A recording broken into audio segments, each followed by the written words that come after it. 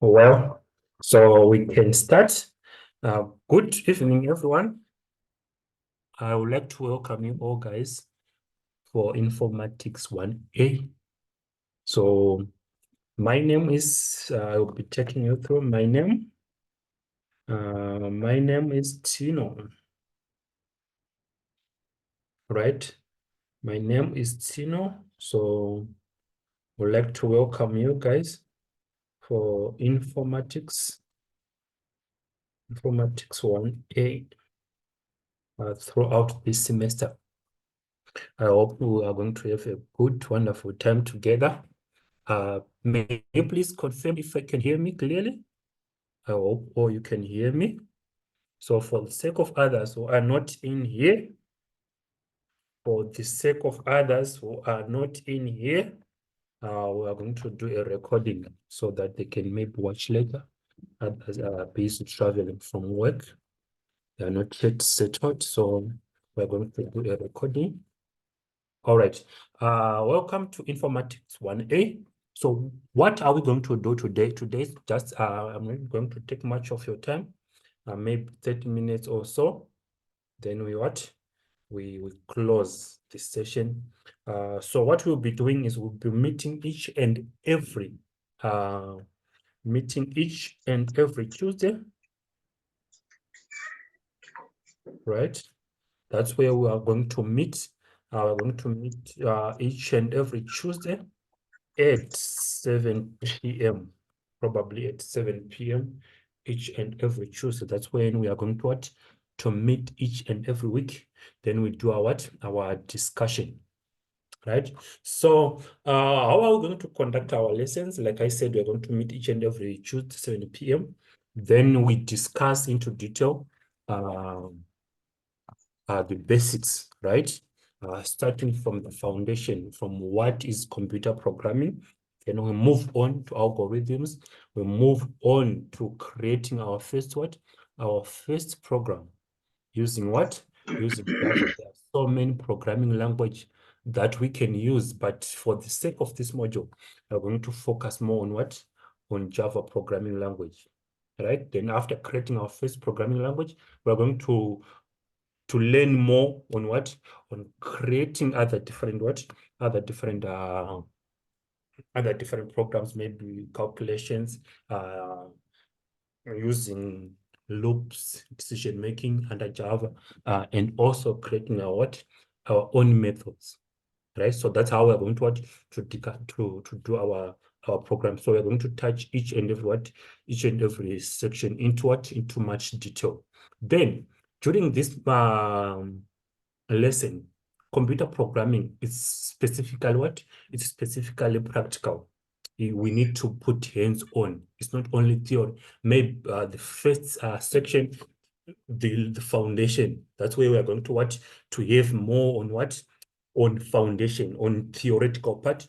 But going further after this introduction, we're going to do the programming, the coding, right? Hence, I would advise each and everyone to install what we call the JGrasp and the JDK, so that your Java can successfully run on your on your computer, so that whenever we are going to do our lessons, we do together at the same time during the meeting, right? So for today, what we are going to do is we want to install the JDK, the application, the integrated development environment, whereby we're going to write our programs, right? So remember, like I said earlier on, Java it's practical, right? Everything we're going to do is we're going to write it down, so that we move on together on the same page.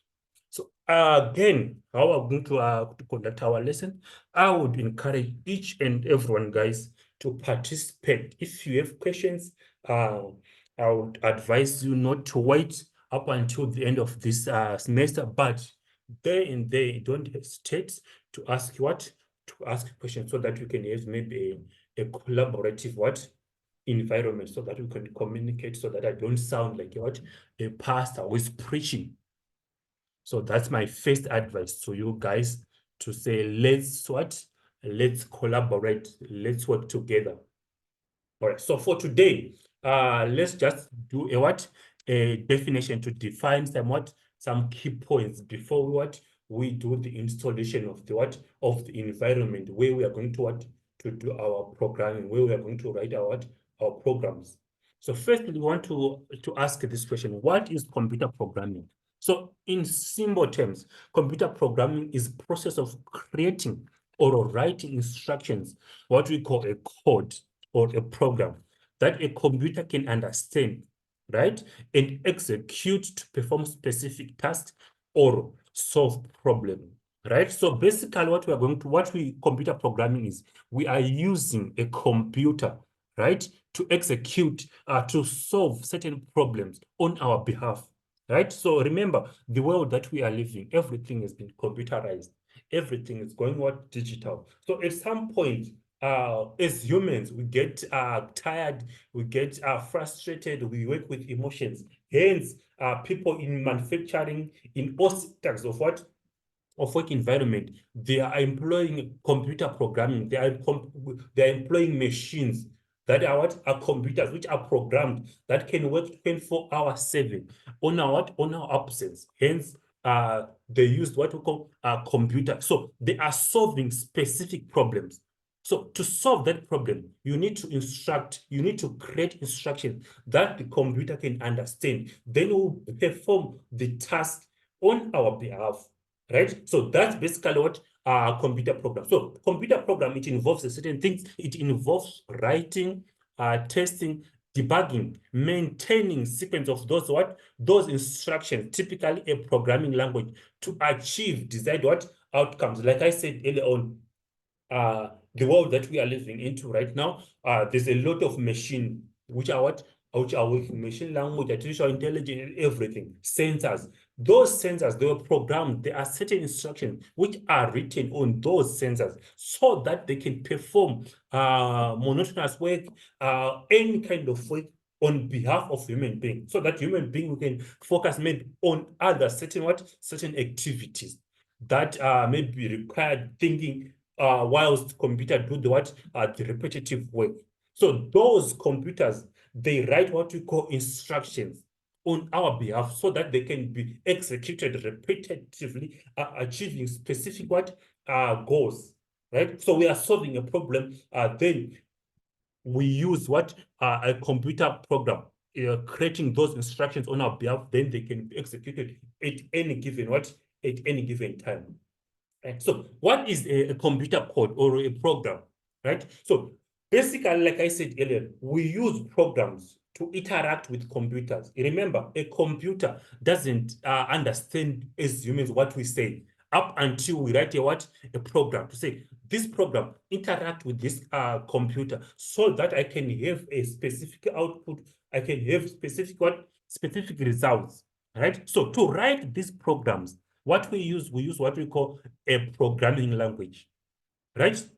A programming language. Us as humans, we understand what we call a higher level programming language like Java, Python, C++, PHP, etc., etc. But a computer doesn't understand a higher level language. It understands a specific type of a specific type of language.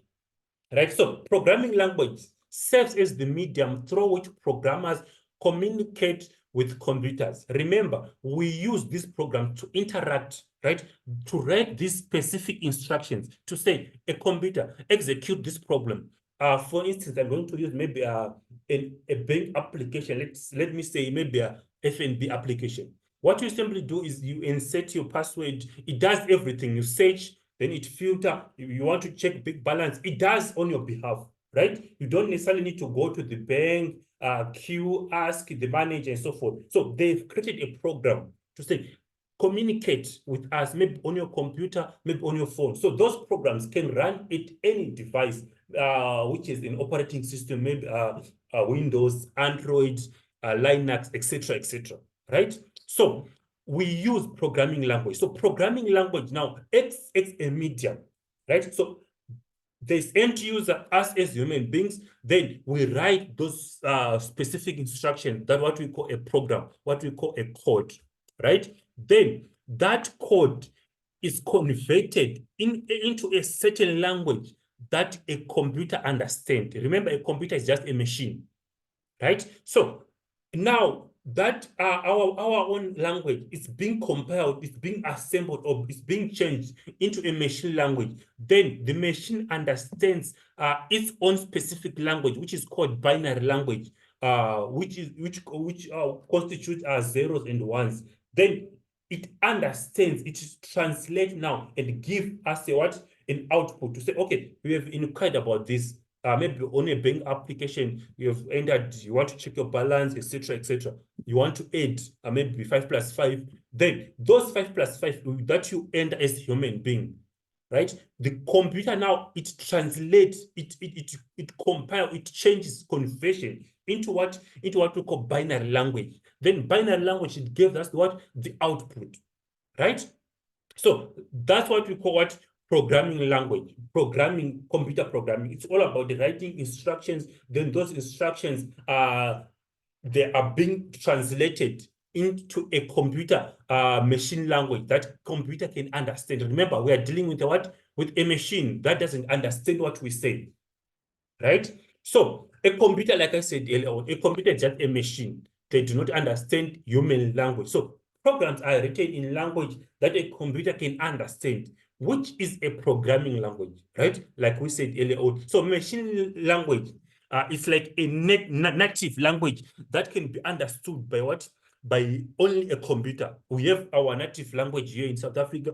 Each and every country has got its own native language. So that same principle applies to what? To a computer, right? So whenever I say a computer, I'm referring to maybe any device, maybe a phone, a computer, a supercomputer, right? This language uses zeros and ones only, which we call a binary language, right? So once you write whatever you want to write, for example, here I have given this example, right? So you want to add 2 and 3. That's your what? Your problem. You want to find this solution. We have a problem here. What's the answer for 2 plus 3?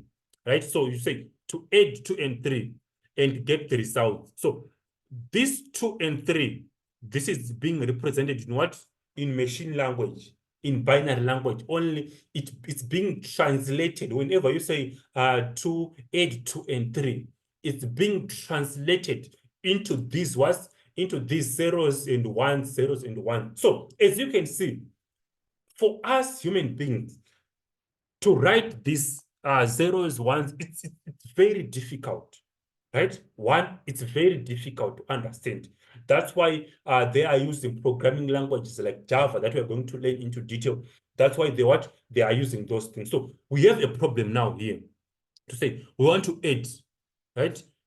So everything, whenever you are using a keyboard, those letters that you write, a computer now it translate, it convert everything into what? Into machine language, so that the computer can understand only this language. Then it gives you the what? The answer 5 at the end of the what? At the end of the day, because you understand this as humans. But machine learning, our computer, just a machine, it understands only this what? Binary numbers, zeros and ones.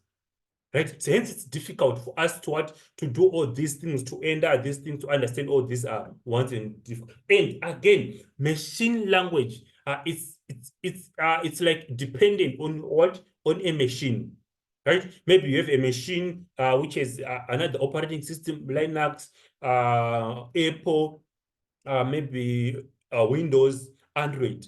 So this machine language, it's dependent with machine. It's machine dependent. What do you mean that by that? It differs with what? With the machine type.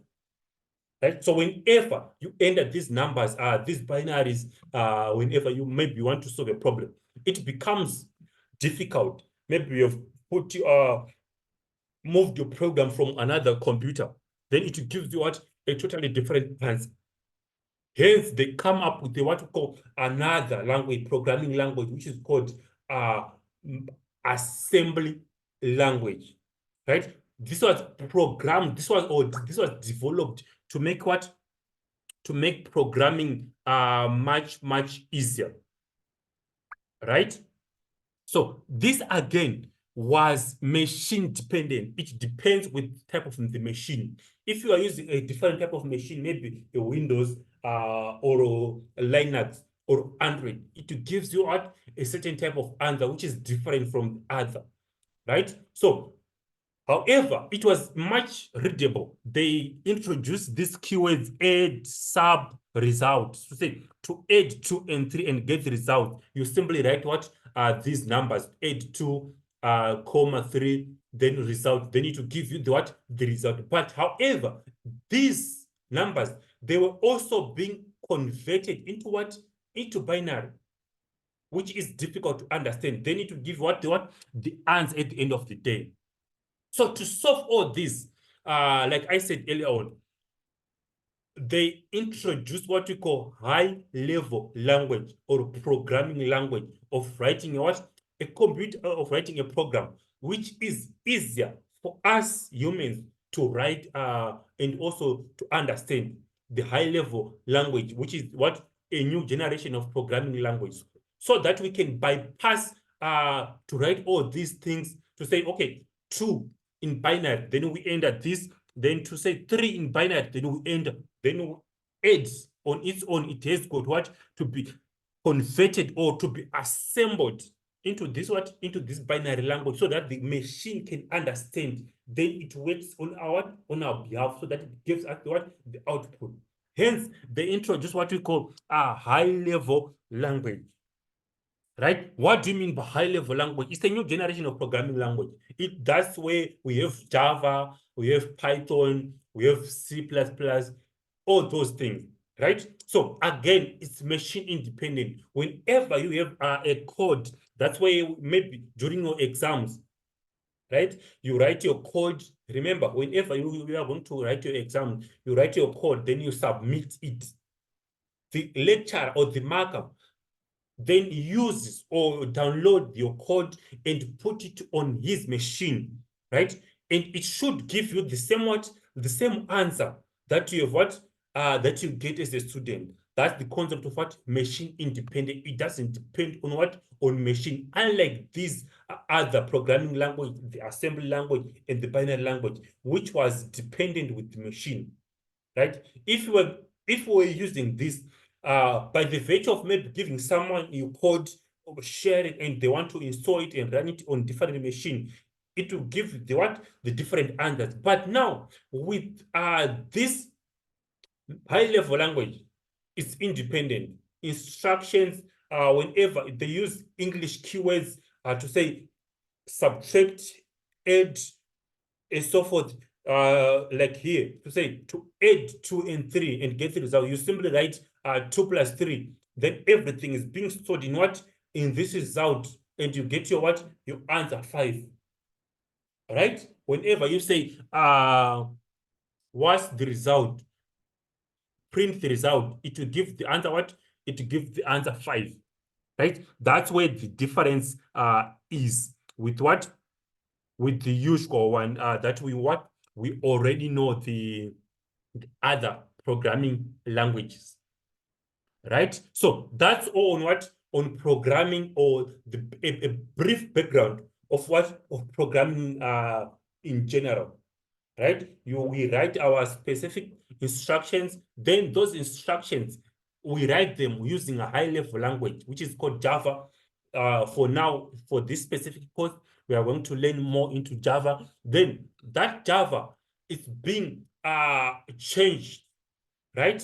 Those words, maybe say result is equal to 2 plus 3. It's being converted by a compiler, right? In Java, it's being converted by a compiler so that the machine can understand whatever instruction that we write, whatever statements that we write in Java, they're being converted by a compiler into what?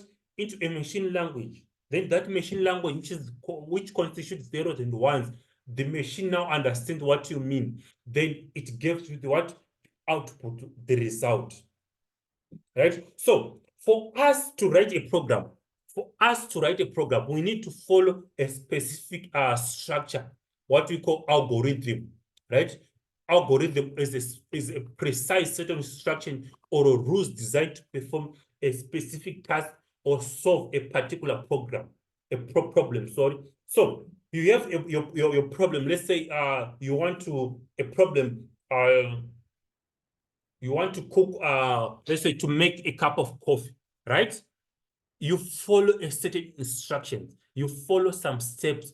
Firstly, maybe you want to boil water. Then after boiling water, that same principles applies also to programming, right? You need to have a certain line of what instructions or steps that you need what to follow whenever you write your what your program. Whenever you do programming, you need to have instructions which are in what in a certain order, right? Here I have a what an example of an algorithm, a step of instructions, right? Your algorithm should start and end, right? For example, the cup of coffee, you got the ingredients, coffee, water, mug, sugar, right? Then the next step, you need to boil water to fill in the kettle, place the kettle on stove, turn on the stove. Those are the steps that you need to follow whenever you make a cup of coffee. The same applies in programming, right? That's why they are called algorithm. They should be precise steps of instruction to say, okay, I want to do this. Hence, you need to declare a class of your what of your Java program. Then after declaring a class, you need to have variables whereby you store your things. Then after storing your things, you need to have this and this and this. Then you want to display your result. Maybe you want the user to input their values. Then after that, you want it to calculate. Then after that, you maybe want it to loop to iterate the whole code. Then after iterating, you want to display the values that the user has entered. That's what we call a program. It follows a sequential order, right? So before maybe you write it on code, you can write it on paper, right? To maybe in your mind, just a blueprint. So an algorithm, in simple terms, is just a blueprint, a step-by-step procedure for accomplishing a computational task, which can range from simple calculations to complex data analysis or systems operations, right? So it's specifically a flow, how steps, maybe you want to do this, your program need to do this. After doing this, you need to do this. So that's basically what an algorithm. Hence, what you need to keep in mind, it should have certain features for you to say, okay, your algorithm is full, right? The first thing that you need to have your algorithm, it should be complete. That's the first step, right? A complete algorithms covers every necessary aspect of solving the problem it's designed for. It means that it addresses all potential scenarios and requirements without omitting any critical considerations. For example, if you are writing an algorithm to sort a list of numbers, it should handle all possible cases such as empty lists, a list with repeated elements, or a list in descending order, ensuring that no situation is overlooked. Right? Hence, it should cover each and every aspect. Another aspect or feature of an algorithm is ambiguous, right? It should be very clear. Those instructions should be very clear. After this step, it is going to execute this step. After this step, it's going to execute this step. Hence, there's no room for what? For confusion. Even if you give another person to read your program, they can quickly grasp to say what exactly are going to achieve with these instructions, what exactly these instructions are going to accomplish at the end of the day, right? Then another thing, another feature is deterministic, right? An algorithm will produce the same output for a given input every time it's executed. I want to give an example, maybe in your application, a Bing application. Whenever you open it, you put your password, it should allow you to enter to get in your system, right? Whenever you want to buy electricity, different type of different values, of electricity, maybe 100 rand, 100, 300 rand. Whenever you insert an input, it should execute it regardless of how many times, right? Hence, the concept of deterministic. Then another element is finite. At the end of the day, whenever you buy electricity, it should end to say, okay, you have bought your electricity. Here are the results. Uh, this is the amount of the units that you purchased from your from bank up. Hence, what we mean is it should run and it should stop at the end of what? At the end of the day. Whenever you say maybe exit, it should what? It should stop. So those are the features of what whenever you want to write a program, it should have or it should follow a certain algorithm. How can you present your algorithm? In algorithm, you can present it in multiple terms. You can use what we call flowchart, a natural language, pseudocode, right? Those are the options that you can present your algorithm to say, after this flowchart, I want it, if it's true, let it execute. If my password is true, if my username is true, open my system. Then it gives another optional. Okay, where do you want to go? You want to look, check balance. If you enter the balance, the minimum balance, etc., etc., it should give you those those options. So it follows a specific flow, a specific chart, right? So that's all about about the brief background of how with evolution of programming, right? What is programming and programming languages that we can use as as human beings. But for us to write all these codes, we need to have a platform, right? So how exactly are we going to write all those? We need to use what we call a platform or independent integrated development environment, right? In short, what we call IDE, right? We need to have what we call a platform for us to write those platform to write the instructions or programs, right? Hence, we need to have what we call IDE, an independent, sorry, integrated development environment. Then we need to have JDK, Java development Java development kit. These two things, they allow us to write all these problems. Maybe you can write a FNB application. You can write any program that you want to write. All those programs that you know, sensors, everything. They use any platform, right? That platform, independent integrated development environment, it allows the user to visually write, right? Their program or their instructions to be executed, so that whenever they run the JDK here, it will help to compile, right? To change. Like I said earlier on, whenever you write your instruction in higher level language, maybe in Java, Python, they need to be changed, to be converted, to be assembled in a machine language that your computer can understand. Then after understanding it, it will give you the output. So what we are going to do is, or what I would encourage you guys in your spare time, I would advise you guys to download these two things. For the sake of this module, we are going to use JGrasp, right?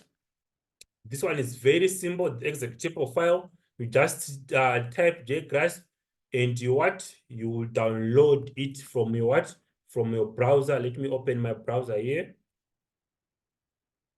Let me open my browser. Then I will simply write JGrasp download. I hope you guys, you can see my screen. Then you come here, the first here, JGrasp homepage. You click, right? Then you move your mouse at the top right here, where there's download JGrasp. You click there. This one is very easy. Then you scroll down. There are variety here. So there's Windows. I hope most of you guys, you are using Windows. But if you are using Mac OS, just come here and click. Then if you are using Linux, come here and click. But for those who are using Windows, just click here, executable file. Then it will go straight to your what? To your downloads. Then on your downloads, you go to the file. Then you simply write what? You simply right click here. You simply right click. Then for me, I've installed it already, so there's no need. Then click yes, yes, yes until what? Until you finish, right? So for that, we are done. Then for your Java to run successfully, you need to download what we call the JDK. So you do the same thing. You come here, you press JDK download. All right, it's the first one that pops out, Java download South Africa. Then you scroll down here. So once you scroll down, there are different types of operating system. There's Linux, there's Mac OS. To those who are using Mac OS, there's also Windows, right? So here, you click the x65 installer. Then here, you click here. So as soon as you finish clicking, you go to the folder where it is, right? So now it's downloading. So I would advise you guys to install this, or maybe to listen to these steps. Then you install. When we are going to meet next week, we are going to create our first program. Maybe just do a recap. Then we create our first program.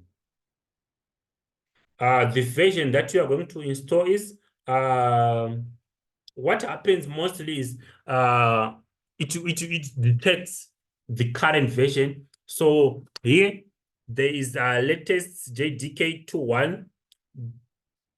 I'm sure that's the current version. So just install that one. It will pop up. Then here, so the SDK kit 21.0.1.0 21.0.2. That's the version that you're going to install. Then you click yes, yes, yes, yes until until you finish, right? So whenever you install that, you need to to update your environment, right? To set up your your environment so that your Java can run successfully. By the virtue of just clicking yes, yes, yes for the JDK, whenever you want to run your program, it will give you errors. It will not run. Hence, you need to set up the variables, the variable path, the environment. To do that, let's do it together. For me, I'm not doing it because I installed it a long time back. Just click your home button, then type environment, right? Environment. It will pop up this edit system environment variables. Then you open like this. I hope you guys, you are following. I hope you are following. If you have any questions, please ask so that we do it together. All right. So let me repeat here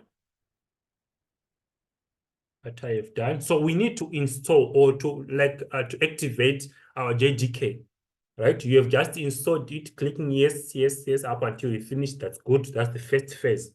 Then you need to make sure it runs, it compiles successfully. Hence, you need to set up the variables. So for us to do that, to the variables part, you need to click the home button, the Windows button. Then you type en environment. It will pop up this part, environment, edit environment. Then you open. Then you come here in environment variables, right? Then under environment variables, system variables here, go to path like this. Then after going to path, what you need to do is just click here, just click edit, like here. So when you're done, you go back here to your PC, this PC, right? Open your local disk where you have installed everything. Then go to program files. After program files, you see this file that will be created, Java, then JDK 2.1. Then open this file bin. Then on bin here, go to this section, the search button or the search URL section. Then double click so that you copy everything here. Then copy, right? Then go back to the system environment and create new here, right? Then you paste like this. Then after pasting, just click OK. All right? Just click OK. For me, I'm not going to click OK because I have already what? I have already installed it. Right? Just click OK, OK. Then whilst on that part, let's also create a new home whereby your files are going to be what? To be installed. Everything that you are going to create is going to have what? A storage, right? So for you to do that, you need to come here, to go back a little bit, go back here, program files, right? Then you open Java, JDK, then you copy as it is here without entering into the bin. Just this path, you copy it, then you go back to the system environment here. Instead of editing, you now create new, then you can name it home, maybe in capital letter, home underscore Java. Then you paste that what? You paste that path, then you click OK, right? So after that, click OK, then you click OK, OK, OK, OK on your what? On your system environment. You click here, OK, then here, you click OK, then you are done. So for you to check whether you've successfully installed your what?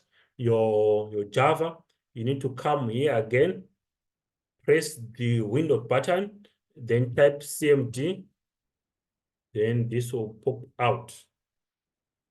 All right. Then after it pop ups, you need to type Java, now checking to see if it is installed correctly. Java C compiler, then tab space, then you say version, then you enter, right, to check the version that you have what, that you have installed. You say Java 21, which means you've what, you've successfully installed your what, your JDK. So in this case, it will say Java 21.0.1 because mine is a little bit older, but it works, which is good. So this means you have what, successfully installed your what, your Java compiler on your what, on your machine. Hence, I would like to say congratulations, welcome to programming. So on our next meeting, we're going to meet, then we create our very first program. Thank you, guys. Do you have any questions so far? Do we have any questions from what we have covered? All right. I see there's no questions. Yes, you can go ahead. You can unmute yourself, then all right, let me see.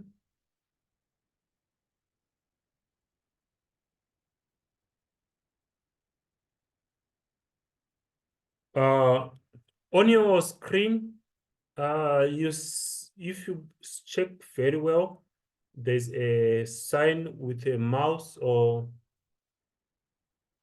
a mic. Just try to double click that. Just try to double click that.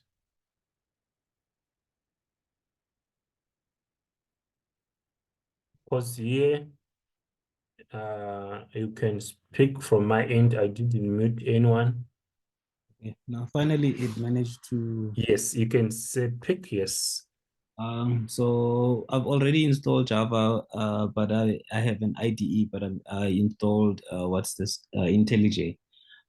So my question was more to understand the the how deep are we going to go to Java for this semester? Um, I don't know if you can tell us maybe what's the unless maybe it's something that you're going to cover in the next course. I just wanted to know the overall how much details are we going to get to in terms of this module for this semester. Okay. All right. Thank you for the question. So, what the first thing that I would like to advise, yes, we have so many different IDE, integrated development environment, but specifically for this module, Mancosa, they require all students to use what we call JGrasp, right? That's the first thing. Yes, we can use IntelliJ, Eclipse, etc., etc. There are so many, but specifically for this module, they would require us to use what? To use what we call the JGrasp. I don't know why they specified that. Okay, on the other note, on the other question, what we're going to do is specifically for this module, we are going to try by all means to work in the confinements of the study guide so that we don't go too much too into detail, but we just cover all the basics, right? The basics that are within the what, or that are within the study guide. So basically, what we are going to do mainly, maybe the hardest part, it can be the creation of our own methods, right? The other stuff, I think, it's not that much into detail, but we need to cover that, the basics, right? But maybe informatics 1B, that's where we are going to what?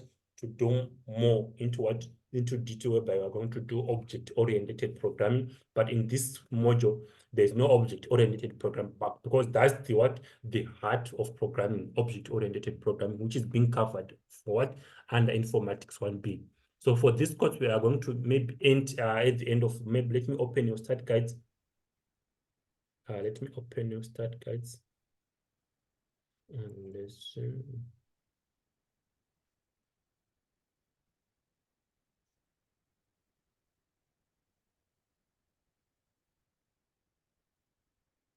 All right.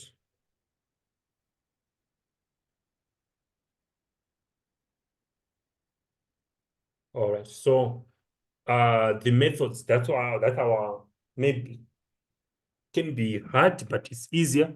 But that's what we are going to cover here. But from what I've identified so far for the period that I've been teaching informatics 1A, it can be easier if you see these topics, but we need to learn it into detail so that I'll show you maybe the past exam papers later on as we move on, the structure, how they'll ask their students maybe during exams. It's quite tricky, right? But everything they take it from what? From this. So you need to what? To be saturated with everything. All right. So I think that's all we are going to what? To cover. But we are going to do extra mile from all this but within the confinements of this. That's our what? Our study guide. Because everything they'll ask you at the end of the day, they take it from here, but indirectly. Right? So I hope you are answered. Do you have any question? Okay, last one. So in terms of the exam, is it going to be an exam where you have to write a program, or it's going to be they're going to be asking you questions about the theory, or is it going to be one of those where maybe they show you a piece of program, they remove some of the lines, and then you have to add some lines to make the code compile or something like that? I just want to also understand the structure of the exam. All right. So this is the structure of the exam, the previous one, the July 2023 Informatics 1A. Okay. So this one, it got theory, right? Referring to the extract IDE, providing explanation in 5 reasons why software developers prefer use IDE. Like I was saying, the platform that we use to write programs, the advantages, people can debug, it's visual, right? They can write in their own language, they can identify mistakes here and there. Then high-level languages, explain advantages of high-level language. We discussed about high-level languages, the advantages. So that was theory with what? 40 marks. Then here, they went on to say, section B, you are required to submit your answers using the file upload option in this section. Provide screenshots, images of all output of the following programming questions. Full code must be given, right? So they want you maybe to write everything. Here they've to say correct this this code. That was easy. Then you correct it, then you run it. After running it, you take a screenshot, then you attach it on the Word document, and also you copy the code that you've write, maybe that you have adjust or rewrite here, then you paste it on that file, right? Here they are saying correct files. Okay, that was easy. And here they want you to do the same, to write a program, rewrite the following program, and it will give you this output. This one was very straightforward. This one they want us to write again, write a complete Java program, code conversion. It converts like an exchange rate on the market, international forex markets. That will change. You have €1. How many do you get in runs? So that was the agenda of this question. So they will specifically want you to write the code on the IDL, on the IDE. Then you copy as it is, then you run. After running it, they want to see this screenshot to say the converted euro runs is 20. Maybe you've entered €1, it gives you the So they want to see all those things.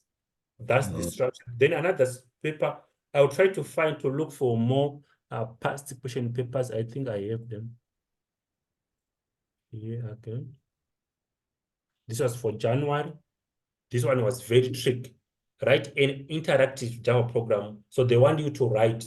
Then after writing, you copy the code. There's no theory in this paper. There is no theory in this paper. There was no theory. So they specifically want you to write everything. Then you submit the file. So that's the structure of the exams. Okay. Do we have any questions? Okay. No, that was my last one. Thank you. All right. Thank you. So let's meet again next week, same time, guys. Thank you. Okay. Thank you. Good evening. Okay. Bye.